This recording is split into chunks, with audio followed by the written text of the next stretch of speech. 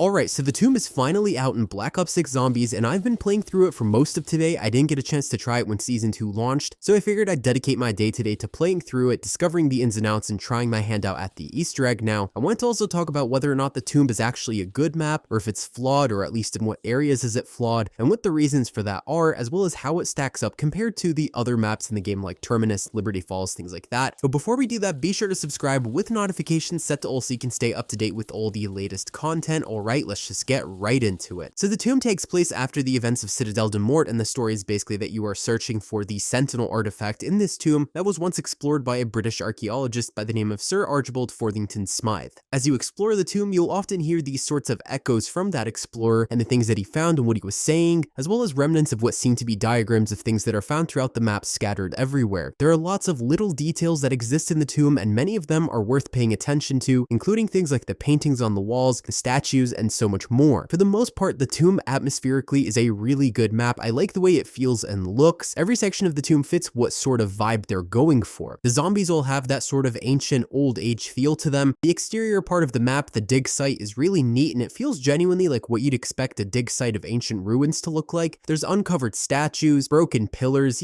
telltale signs of ruins that were left behind by ancient civilizations. You can also see the different cultures that interacted with the tomb just through the zombies alone, but also through the statues and artwork. It's clear that it's very inspired by the Roman Empire, but there's also the work of tribes that are clearly even more ancient than the Romans. The interior part of the tomb isn't too confusing to navigate, and it isn't really a maze or anything like that. There's realistically two major lanes that you take to get to the subterranean temple region. Within each zone of the map, there's some openings and grooves here and there, but for the most part, I found it a little more simple to navigate compared to even Liberty Falls. Once you enter the Dark Ether Nexus, you've basically reached the deepest part of the map. After that, you get access to a couple of gates around that you can take to and from the Dark Ether, making the size of the map not a big disadvantage to you when needing to fight so many large hordes of zombies. If you need ammo, if you need armor, perks, things like that, you can take these gates around and escape, find the equipment that you need, and then get back into the fight. Though the gates do have a cooldown period, so you should note that. This map is small though, and I mean that in the sense that it's small width-wise. It's smaller than Terminus and Citadel de Mort for sure, and it's got a similar vibe to Liberty Falls. However, if there is a critique I have about the tomb, it's that it's just like really dark compared to the other maps.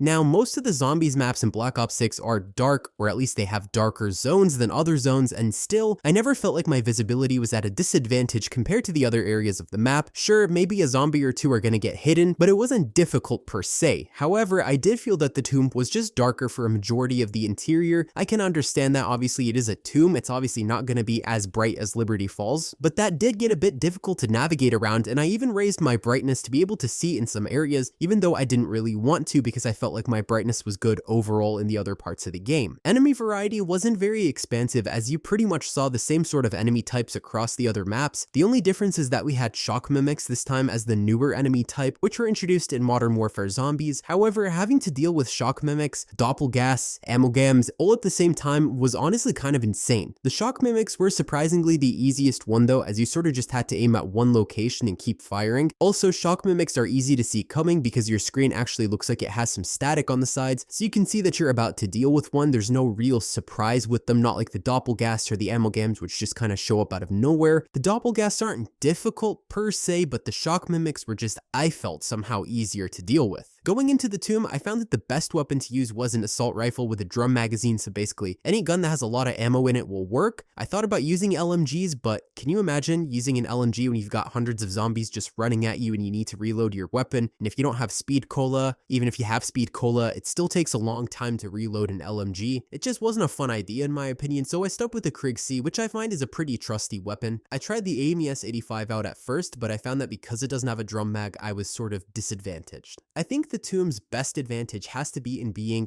really good for camo grinding. I found that the dig site area is perfect for training zombies because you can just run around over and over, and because it's lit up well, you have the ability to basically see anything that's running around. Inside the tomb itself, there are plenty of traps that you can set to control crowds as you're grinding. The Dark Ether Nexus has plenty of space for you to run around and figure out. Basically, for the most part, it's not as complicated as you might think. With the right equipment, things like that, you'll find it's much easier to deal with the crowds too. Now, is the tomb actually fun compared to the other maps we've gotten so far in Black Ops 6 Zombies, I have to say it's not bad. I think it's nice that we've got a fresh face for zombies because I was finding replaying the other maps to be a little bit boring after so much time, but is the freshness factor enough to outweigh the other maps in this game in terms of quality? As far as maps go, I really like Terminus. I like the steps you have to take to get to Pack-a-Punch. I found it easier to navigate. I found its size gave it a lot of replayability. When I got bored of camo grinding on Liberty Falls, I would just go into Terminus and run through the Easter egg steps for fun because I just liked it. Citadel de Mort wasn't bad in my opinion. I liked the atmosphere it gave off, the idea of a medieval castle with swords. I mean, that makes it much cooler in terms of concept than some of the other maps. I'm also a huge fan of fantasy games, fantasy RPGs, so for me, anything related to that sort of medieval vibe is cool. However, the issue I had was that I wasn't finding it as fun as Terminus. That doesn't make it a bad map, it just wasn't preferred by me over the other map. Liberty Falls itself is fun. It's small enough you don't need to think about how much it operates. It's larger in width compared to the tomb, but it's only one layer, so that makes sense. I like the tiered system of the tomb, and I felt like there was something positive about that in terms of the gameplay. It gave it a sense that it was larger than it actually was, and I found that the Dark Ether Nexus part of the map was really unique and interesting. I at least liked it from a visual perspective, though I think it would have been a little bit nicer if we had even more layers to the Dark Ether Nexus, because that would have made it a bit more interesting, or at the very least it would have fit some of the marketing where they were discussing that the tomb is super deep and they don't even know how deep it goes. I've never really been big on zombies before. I never took it so seriously. I sometimes played it here and there, but for the most part I wasn't avidly playing zombies, or at least playing it more often like I am now, so I can't really compare the quality of the tomb to previous iterations of Black Ops Zombies, or really zombies in Call of Duty in general. But from the perspective of comparison in terms of Black Ops 6, I'd say that the tomb isn't the best map we've gotten, but it's definitely not a terrible map either. I don't think I'd classify any of the maps in Zombies this time around as being terrible, though some of them are definitely better than others. The Easter egg steps in the tomb, they're not bad, like they seem pretty easy, but it's what you have to do within each step that's what makes it a bit more complicated than just saying it at face value. For instance, you'd have to shoot the ether crystals, wait until one shines right in front of a specific mural to light up a bunch of Roman numeral styled numbers that are written sort of sideways instead of vertical, and you have to shoot the numbers in order to trigger a 5-wave series of zombies coming at you, including waves where you're going to get doppelgas and shock mimics coming at you at the same time, often multiple of them. You'd also need to know that the specific art piece that is in this part of the tomb is the right one. Granted, there aren't many art pieces, but you'd have to figure out that that particular side of the art piece is the one that you need to pay attention to. But what you might realize is that there's a specific hole in the roof of the cavern shining down on this particular area, which sort of indicates that the art piece is in that particular room. Figuring it out yourself isn't the easiest task, honestly, at least maybe if you're not super experienced. However, at the same time, it feels somehow straightforward. So it's one of those Easter eggs that you can just run through if you want for fun, but honestly, I don't really see myself doing this one again. I still have to finish it as I'm not super experienced with zombies. I'm getting there, but I also run this game solo, so it does get a bit harder to navigate zombies at the same time as navigating the Easter egg steps. For example, I left one zombie alive to keep the round stable as I shot the glowing numerals, but I'd have to run and then go at it again because the zombie was obviously gonna catch up and attack me. The thing is, compared to the other Easter eggs I've tried so far in Black Ops 6 Zombies, this wasn't really the most fun one for me. I felt like the steps were just more tedious than anything else. At least in Terminus, it somehow made more sense. I don't know how to explain it, it just felt like it made more sense. But in the tomb, I'm not sure, like, if I finish this Easter egg that I would go for it again, if that makes any sense. I would say the tomb Easter egg is much easier with other players guaranteed because one person deals with zombies, one person deals with the other stuff. I don't know, at the end of the day, if you're running this solo, stack up on armor and gobblegums early for sure. I'm not sure if the death perception perk made much sense to be used in this map. Yeah, there's walls and things like that, but by the time you even think to take advantage of the useful features of this perk, it's like the zombies are coming at you anyway, so it's a little bit pointless to even try and take time seeing the highlighted zombies. I don't know, it wasn't the most useful perk in the game so far. I wouldn't voluntarily get it on other maps, and I don't think I'd go back for it on this map, but I tried it and I'll eventually research it, but after I've researched all the other augments for the other perks. Now overall, do I think the tomb was fun? Was it worth the wait? Yeah, I'd say it was fun, it was worth the wait.